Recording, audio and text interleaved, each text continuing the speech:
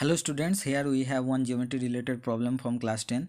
In the adjoining figure, O is the center of the circle and AB is the diameter. If AB parallel CD, angle ABC equals to 25 degree. The value of angle CD is, options are given. So first of all, we have to join AC and BD. Now angle ACB is the angle in semicircle, so its value is 90 degree.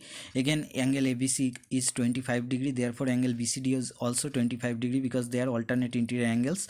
Now angle CBD and angle CD are equal because they are the angles in the same segment. So we have to write angle CD equals to angle CBD equal to XA. Again, ACDB is a cyclic quadrilateral, therefore its opposite angles, that is angle ACD plus angle ABD equals to 180 degree. Now put their values. We have 90 plus 25 plus 25 plus x equal to 180 degree. That means x equal to 180 minus 140 degree. Therefore x equal to 40 degree. Therefore angle CD equals to 40 degree. Therefore option D is correct. Thank you students.